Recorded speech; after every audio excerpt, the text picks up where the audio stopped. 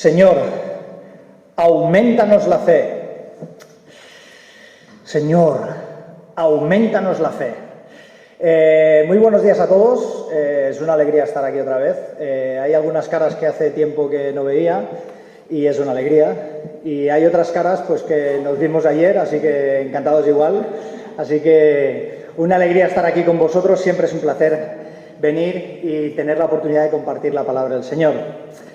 En el Evangelio de Lucas, en el capítulo 17, en los versículos 5 y 6, aparece este clamor, aparece esta oración, una petición a Jesús directa de los discípulos que le piden a Jesús y le dicen: Señor, aumentanos la fe. Y eso está muy bien. Si queréis que sea sincero, yo he orado así montones de veces, porque a veces las cosas no van como deberían ir, las circunstancias no son las que nos gustarían, no estamos como creemos que deberíamos estar, no hacemos lo que creemos que deberíamos hacer y eso nos genera una sensación como que algo no acaba de funcionar bien.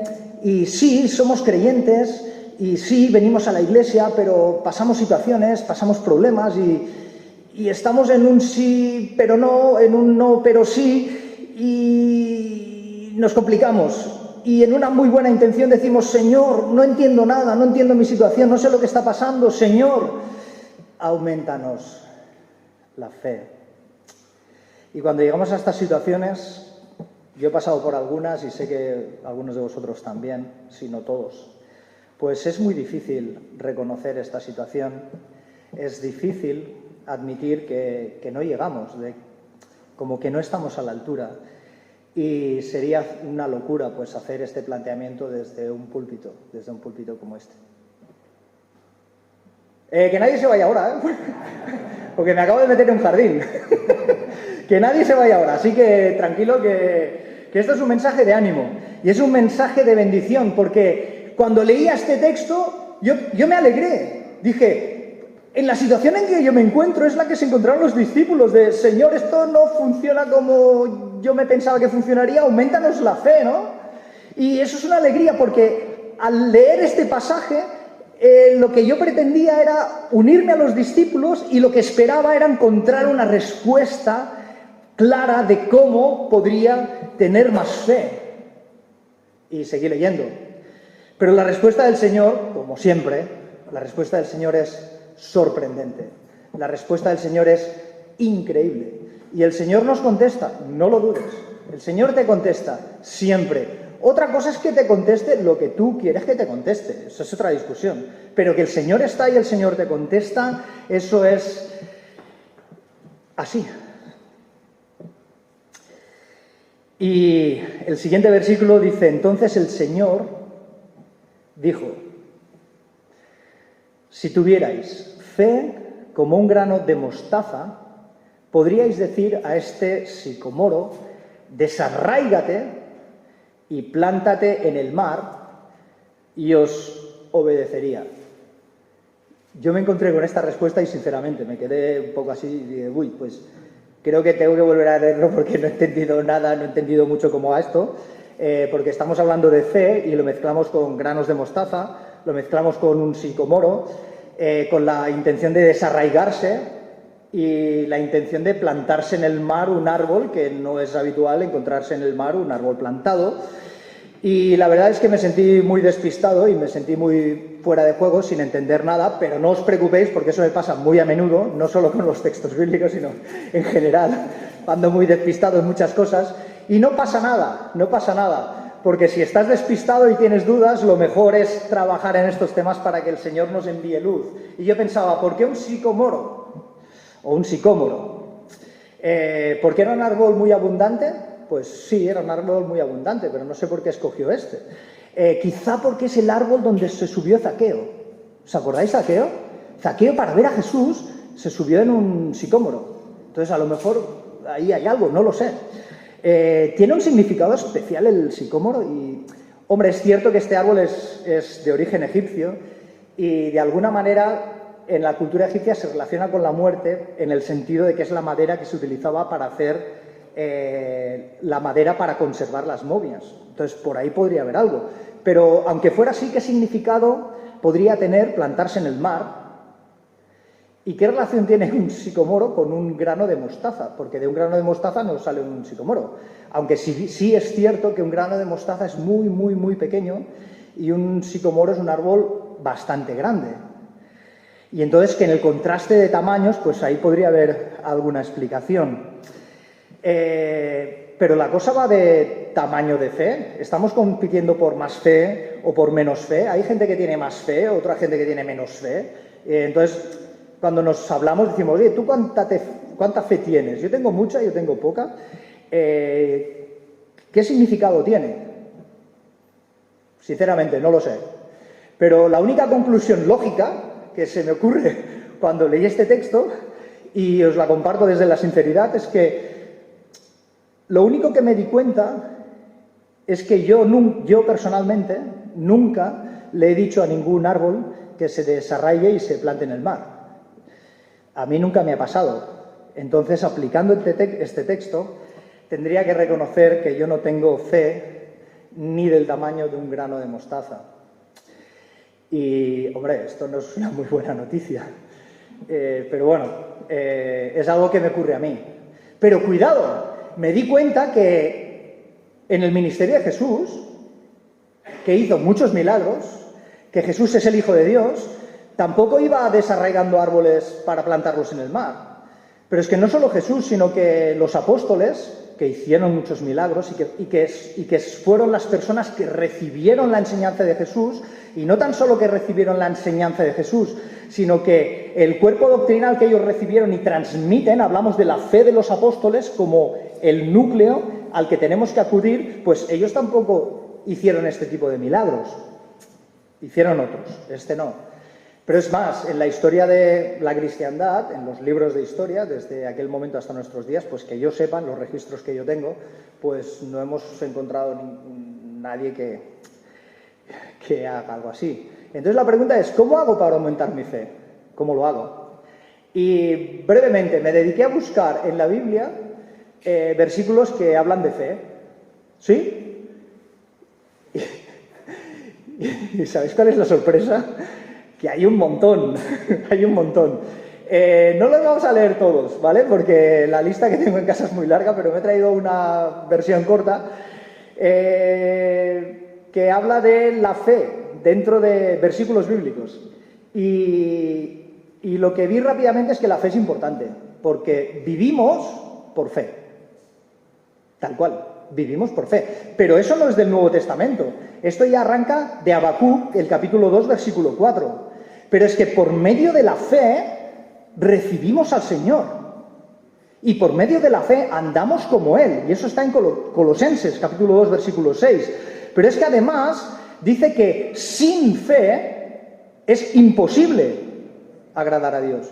Esto está en Hebreos, capítulo 11, versículo 6. No tan solo eso, sino que por medio de la fe somos justificados.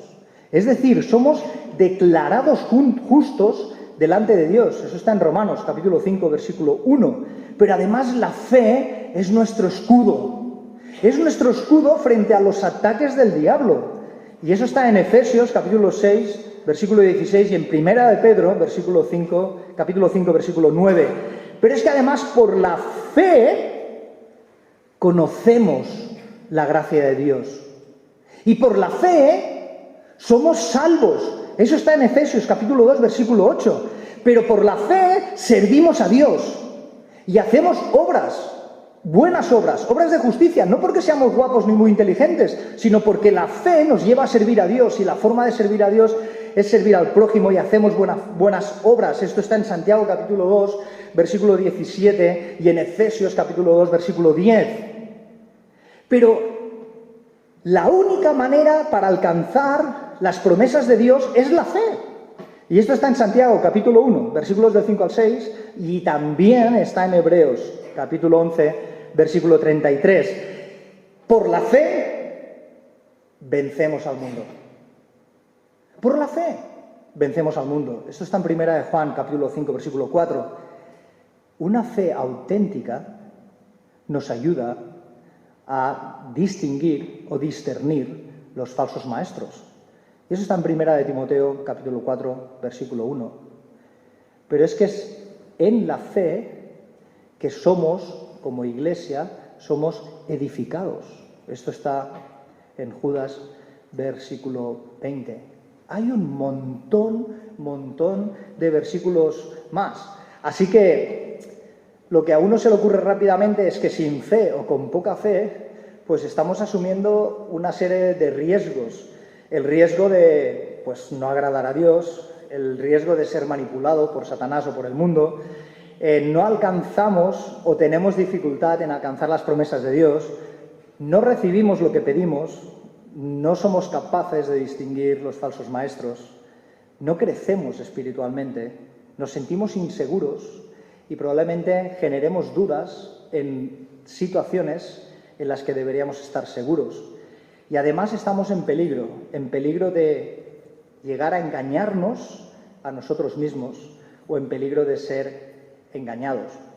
Cuando todo el texto bíblico, desde el Antiguo Testamento al Nuevo, nos invita y nos llama a vivir en fe. Así que la fe es una palabra pequeña, pero tiene un peso y un sentido extraordinariamente grande.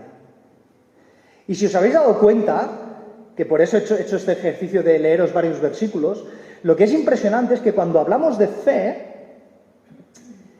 siempre la fe tiene que ver con Dios. Es que la fe tiene que ver con Dios. Siempre. Léete los versículos. Hay más. Coge la concordancia. Busca fe. Léetelos y te darás cuenta. Y de la misma manera que me di cuenta yo que cuando hablamos de fe, siempre hablamos de Dios. Porque la fe no tiene que ver tanto con nosotros.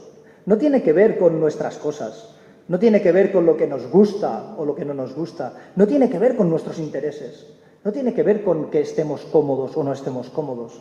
La fe no tiene que ver con nuestros caprichos. La fe no tiene que ver con lo que me gustaría a mí o lo que no me gustaría.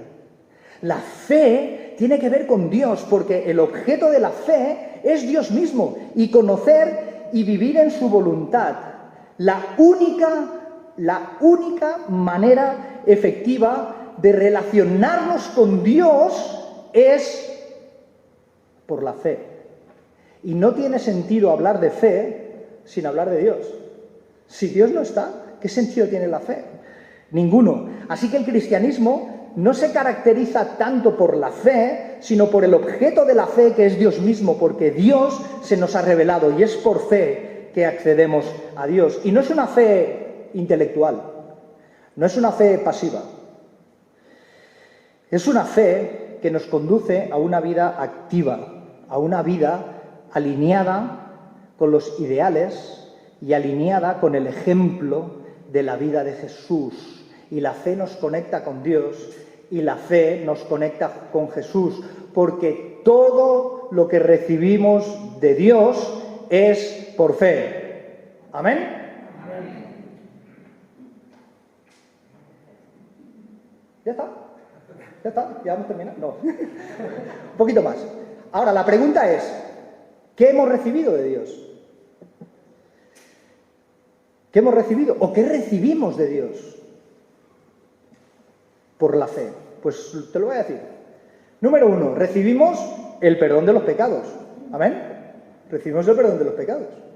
Porque no hay otra manera de salvarnos, no hay otra manera de cubrir nuestros pecados fuera de Jesús, fuera de Dios. A través de la fe recibimos el perdón de los pecados. Pero es que recibimos la justificación. Es la capacidad que Dios tiene de vernos justos cuando éramos injustos. Esto lo recibimos por fe. Pero no solo eso, sino que recibimos la reconciliación con Dios.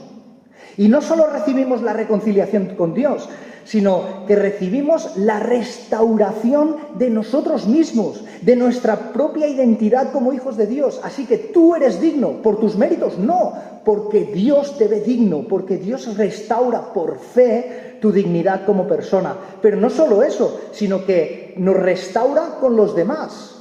Nos restaura con el prójimo, nos restaura con el próximo. Es una restauración de todas las relaciones interpersonales. Así que si alguien está capacitado para tener relaciones interpersonales sanas, eres tú como creyente, por la fe de Dios, porque Dios restaura, no por tus capacidades, sino porque Él interviene. Por la fe recibimos un correcto entendimiento del plan de Dios. Si no, no lo entenderíamos. Del plan de Dios, en toda la historia de la humanidad, lo recibimos por fe, pero no solo eso, sino que además recibimos nuestro papel individual, qué tenemos que hacer cada uno de nosotros. Pero además recibimos el conocimiento de nuestro papel en colectivo, como iglesia. Y por eso es que reconocemos y decimos que la salvación es personal. ¿Amén? La salvación es personal. Ahora, una vez estamos salvados, la vida cristiana siempre se vive en comunidad. Así que yo no entiendo no, yo soy creyente y me quedo en casa. No, porque el llamado a la vida cristiana es en comunidad. Y la Biblia lo describe de una manera muy sencilla y muy original, que es los unos y los otros. La vida cristiana es unos y otros. Y por fe se nos es revelado que el sentido de la vida cristiana es, en primer lugar, Dios mismo, amar a Dios sobre todas las cosas, y en segundo lugar, a los demás, el unos y los otros. Y por eso tenemos un sistema de valores no basado en lo que nosotros sabemos o en lo que nosotros pensamos, sino tenemos un sistema de valores basados en Dios y basados en sus enseñanzas. Por eso tenemos la Biblia y por eso proclamamos que la Biblia es la palabra de Dios. Y por eso hacemos un despliegue de acciones prácticas de ayuda, no porque seamos buenas personas, ni porque tengamos tiempo libre, sino lo hacemos porque estamos convencidos de esos valores y hacemos acciones prácticas basadas en esos principios y proclamando los valores que hemos recibido por fe, y a eso le llamamos evangelizar. ¿Amén?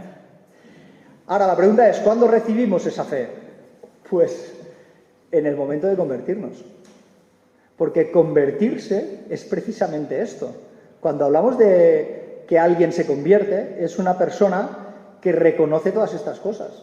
Cuando hablamos y decimos, si quieres que Dios te perdone los pecados, pues eso es fe. Y a través de la fe sabemos que Dios nos perdona. Porque reconocer todo esto realmente es convertirse. Pero la vida cristiana no es convertirse y ya está, sino que en el momento de la conversión, que es la primera vez que te relacionas con Dios, que Dios toca tu corazón y recibes esa fe para creer todo esto, es el arranque. Así que esa fe ya la tienes todo el pack, estás plenamente capacitado para vivir la vida cristiana, ya lo tienes, no necesitas otra fe, no necesitas otra cosa. La fe que necesitas es la que ya tienes cuando le dices, Señor, te entrego mi vida. Señor, perdona mis pecados. Señor, quiero vivir como tú viviste. Quiero entregarte mi vida y que todo lo que haga sea tu voluntad. Eso es convertirse. Pero es que la vida cristiana es convertirse y seguir. Convertirse y... No, ya hace 20 años me convertí. Bueno, ya, vale, pues genial. O sea, muy bien. Pero... estamos en ello, ¿no? Así que no es que necesitemos más fe en el sentido estricto, sino que lo que necesitamos es poner en marcha la fe que ya tenemos, la fe que nos ha sido dada cuando hemos entendido que nuestra única opción lógica en la vida es aceptar a Dios, porque sin Dios no tenemos ningún sentido de vida. Nuestra vida está basada en Dios, así que nos convertimos y luego nos mantenemos en ese estilo de vida, nos mantenemos en ese cambio. Y por eso, cada día, no solo cuando nos convertimos, sino hoy y mañana y pasado, cada día vivimos como Él vivió y andamos como Él anduvo. ¿Amén? Cuidado, eso no es fácil. Porque cuando hablamos de fe, parece que la fe lo soluciona todo. Y cuando hablamos de fe, parece que cuando uno se convierte dice, no, todo te será maravilloso y todo te irá bien. Bueno, eso no es fácil. Vivir en fe, practicar la fe, no es fácil. Y no es que sea fácil porque lo diga yo, es que el propio Jesús lo dijo. El propio Jesús dijo, cuidado, porque vendrán tropiezos, vendrán tropiezos. Y es cierto, vendrán tropiezos. Y si me preguntas a mí, yo te voy a contar los tropiezos que me han venido a mí, y me vienen. Pero es que si te pregunto a ti, tú me explicarás los tropiezos que te han venido a ti, y te vienen. Que a veces cuando me cuentan cosas digo, madre mía, no veas, vaya cómo estamos. Pero es que no nos engañemos, tropiezos vendrán. Porque Jesús mismo dijo que es imposible que no vengan tropiezos. Por eso a mí cuando alguien dice, no, yo vivo en fe y todo me va maravilloso y soy feliz y todo fantástico y... Bueno, no sé, no digo nada. Yo digo lo que me ocurre a mí. Yo intento vivir en fe y creo en Dios y pongo a Dios en primera persona de mis prioridades y no todo me va bien. Y me vienen tropiezos. Y las risas que veo porque alguno de vosotros sabéis el tropiezo que me han venido y es para reírse, para reírse. Pero es que Jesús mismo dice, es imposible que no vengan los tropiezos. ¿Pero dónde lo dice? ¿En qué momento? Lo dice en el Evangelio de Lucas, en el capítulo 17, en el versículo 1.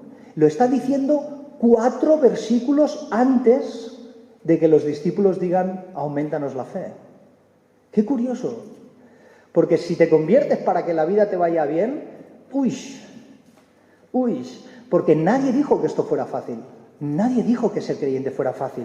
Nadie dijo que ser creyente fuera cómodo. Nadie dijo que creer en Dios fuera agradable y fantástico. Lo que sí que dice Jesús es que vale la pena. Lo que sí que dice Jesús es que vivir en fe es la única manera de conectarte con Dios. Y eso siempre, siempre vale la pena. Porque vivir en fe es ponerse del lado de Dios y decirle, Señor, esto es mi vida, ¿qué quieres que haga? Ay, de aquel por quien vienen los tropiezos. Estamos en el versículo 2 y dice, mejor le fuera que se le atase al cuello una piedra de molino y se le arrojase al mar, aparece otra vez el mar, que hacer tropezar a uno de estos pequeñitos. Atención, saltamos al versículo 3 y aquí vienen las curvas. ¿Estáis todos preparados? Porque en el versículo 3 dice, mirad por vosotros mismos. Si tu hermano pecare contra ti, y eso ocurre, a mí me gustaría que no ocurriera, pero ocurre, y a veces yo puedo ser este hermano. Si tu hermano pecare contra ti, repréndele. Cuidado con este repréndele, porque repréndele no es la Biblia grande de tapas duras. O sea, no es repréndele es repréndele con amor, con amor. Y si se arrepintiere, ¿qué hay que hacer? Perdónale, ¿no? Esto es el Evangelio puro. Si alguien te ofende, alguien peca contra ti, pues se lo dices, lo reprendes, en el buen sentido de la palabra, con amor, y si se arrepiente, pues le perdonas y dices, oye, pues esto es el Evangelio, esto es la fe que nos conecta con Dios. ¡Pum! Y Jesús hace, clac, una vuelta de tuerca, ¿no? Dice, ahora un poquito más. Y en el versículo 4, ¿sabéis lo que dice? Dice, cuidado, y si 7 veces, pero no 7 veces toda la vida, sino 7 veces al día, 7 veces al día pecare contra ti y 7 veces al día volviere a ti diciendo, me arrepiento, perdónale. A mí lo que me sale es, no, un momento, a mí si me la hacen una, bien, porque soy buena persona, soy creyente, llevo muchos años y si me la haces una, te perdono, porque llevo muchos años de creyente y ya son muchos sermones y estas cosas.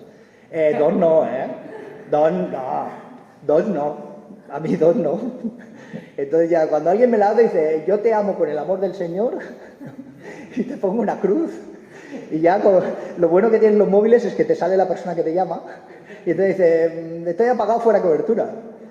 Pero en cambio el Señor da una vuelta de tuerca más y dice, no, si 7 veces al día, 7 veces al día tú le perdonas. Esto ya no va conmigo,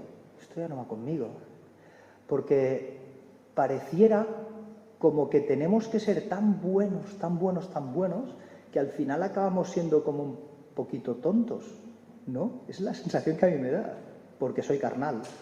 Pero aquí lo que el Señor está diciendo es, trata a los demás de la misma manera como Dios te ha tratado a ti. Y eso es fe en acción. ¿Dios te ha perdonado? Perdona. ¿Pero cuántas veces te ha perdonado Dios? ¿Una y se acabó? Bueno, a vosotros a lo mejor sí, a mí no. Yo soy del de los 7, que cada día digo, uy, y le digo, no, Señor, pero de verdad, ya a partir de hoy ya seguro. A partir de hoy seguro. Pero pasa otro día y vuelvo, Señor, pero a partir de ahora, ahora sí que sí. Y el Señor nos perdona, y el Señor muestra su misericordia para conmigo. Pues si Dios muestra su misericordia para conmigo, ¿qué he de hacer yo con los demás? Pues mostrar la misericordia. ¿Qué misericordia? ¿La mía? No, la misericordia que Dios muestra conmigo. Así que la palabra perdón es fe en acción. Cuando tú perdonas, tu fe está en acción, porque estás perdonando a quien te ha ofendido. Eso es pura fe de Dios en acción. Cuando tú te reconcilias con alguien, tengas razón o no, eso es pura fe en acción. Porque el mensaje de Dios es reconciliaos, reconciliaos. Y si tú eres capaz de reconciliarte, eso es fe en acción. A mí me cuesta. Cuando tú muestras misericordia es no darle a alguien lo que se merece. Y a mí me sale darle lo que se merece. Lo digo en serio, lo digo desde la sinceridad. A mí me sale darle lo que se merece. Pero la misericordia de Dios es no dar lo que nos merecemos. Porque yo, antes de convertirme, estaba condenado. ¿Y qué me merecía? La condenación. ¿Y Dios me dio la condenación? No, por misericordia. ¿Cómo voy yo luego a dar a alguien lo que se merece, aunque se lo merezca, cuando Dios ha aplicado misericordia conmigo? Pues la misericordia que Dios aplica conmigo es la misericordia que yo aplico con el que me... ¿Amén? Pero no solo eso, sino hay un paso más, porque Dios nos da de su gracia. Y su gracia es que Dios nos da aquello que no merecemos. Y Dios nos lo da. Nos da la vida eterna, nos da de sus bendiciones, nos da de su amor, nos da de su comprensión, se pone a nuestro lado y nosotros no nos lo merecemos. Por eso hablamos de gracia. Pues si tú y yo hemos sido inundados de gracia de Dios, ¿qué voy a hacer yo con los demás? Pues ofrecer la gracia de Dios que está en mí. Así que la fe es, hazlo tú. Hazlo. Lo que has recibido de Dios es lo que tienes que dar. Un momento. Ahora aquí es cuando ya sé lo que estáis pensando, porque es lo mismo que pienso yo, que el pensamiento que te llega ahora es, ¡buah! Yo soy incapaz de hacer eso, que es lo que le pasó a los discípulos. A mí eso no me sale. Tranquilos, a mí tampoco.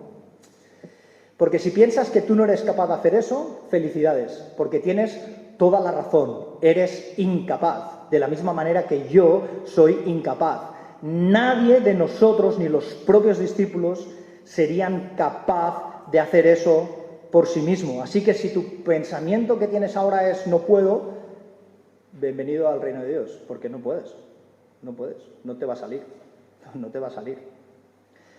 Pero recuerda que tú eres un vaso de barro, y eres un vaso de barro. Pero en ese vaso de barro, Dios ha derramado su bendición, y Dios te ha llenado de perdón, te ha llenado de misericordia, te ha llenado de gracia, te ha llenado de comprensión, de amor al amigo, de amor al enemigo. Y tú eres un receptáculo de fe. Así que lo único que tienes que hacer no es hacerlo tú, sino dejar que Dios lo haga a través de ti. Y ese es el reto. Que sepas que tú no eres capaz, pero Dios a través tuyo va a ser capaz de hacerlo. Solo tienes que decir sí. Como cuando te convertiste. Sí, quiero perdonar. Sí, quiero reconciliarme. Sí, quiero perdonar, aunque tenga razón. Aunque tenga la razón. Aquí no estamos hablando de razones, aquí estamos hablando de perdón. Porque Dios tenía razones para condenarnos. ¿Y lo hizo? No, no lo hizo. Pues ves tú y haz lo mismo. Busca ofrecer a otros lo que Dios ya te ha dado a ti. Y te aseguro que verás aumentada tu capacidad de perdón. Y dirías, yo no hubiese perdonado nunca. Pero a través del Espíritu Santo en ti vas a perdonar. Y vas a reconocer que esa obra no es tuya, que es de Dios. Porque la vida cristiana no se basa únicamente en venir en la iglesia. Que hay que venir, que hay que venir. Pero la iglesia cristiana, la vida cristiana, no se basa únicamente en orar. Que hay que orar, hay que orar. La vida cristiana no es solamente leer la Biblia, que hay que leer la Biblia.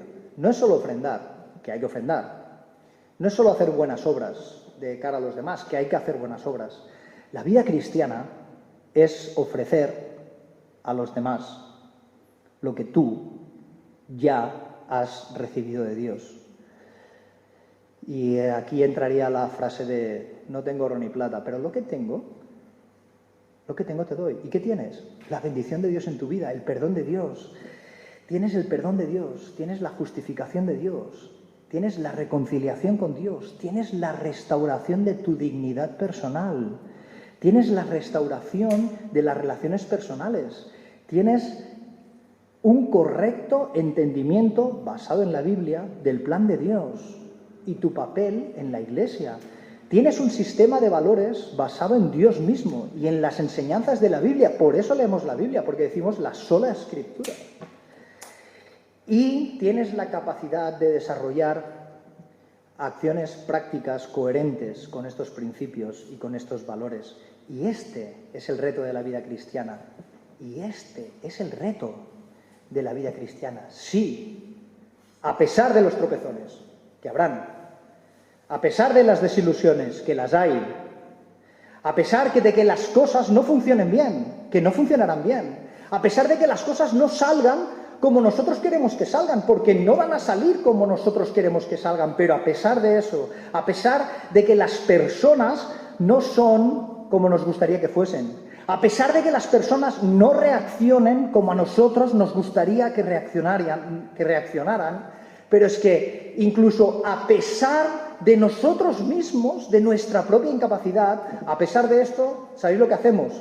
Seguimos, y seguimos, y seguimos, y seguimos. Y esta es la palabra de ánimo, que podemos seguir porque tenemos la bendición de Dios y no desmayamos en esta tarea de vivir la fe, de vivir el Evangelio. Y para terminar, me gustaría leer un versículo muy conocido, que últimamente es el que tengo como lema o cabecera, en 2 de Timoteo, capítulo 4, el versículo del 7 al 8, que dice: he peleado la buena batalla. Claro, es que hay una batalla que pelear, es buena, pero esto es una batalla, esto no es fácil. Hay una batalla y hay que pelear. He acabado la carrera, claro, porque hay una carrera que correr, hay un esfuerzo que esforzarse, hay cosas a hacer. Y esta frase que me encanta que dice: he guardado la fe. Y cuando dice he guardado la fe, no quiere decir coger la fe y ponerla en un cajón, en un rincón, para que nadie la vea, nadie la toque y no se pierda. No es guardar en el sentido de almacenar, sino es guardar en el sentido de, como dirá otras traducciones, de conservar. He conservado la fe, la primera fe, la que me conectó con Dios. He mantenido la fe, no he cambiado de fe. Es la misma fe de cuando Dios se me reveló. Esa misma fe la he guardado. Y han pasado muchas cosas, han pasado muchas dificultades. Hemos cambiado, hemos madurado o no. Han habido muchas circunstancias, pero la fe que nos conectó con Dios la hemos guardado, la hemos mantenido. Y vivimos en esa fe, no hemos cambiado esa fe por otras cosas para llamarles fe también, sino que mantenemos la fe de cuando Dios se nos reveló. Por lo demás, me está guardada la corona de justicia, la cual me dará el Señor, juez justo, en aquel día. Y no solo a mí, sino también a todos los que aman su venida. Y cuando hablamos de la venida del Señor, hablamos también de la venida en un sentido escatológico, de la segunda venida cuando Dios venga en poder, cuando Jesús venga a recoger su iglesia, también.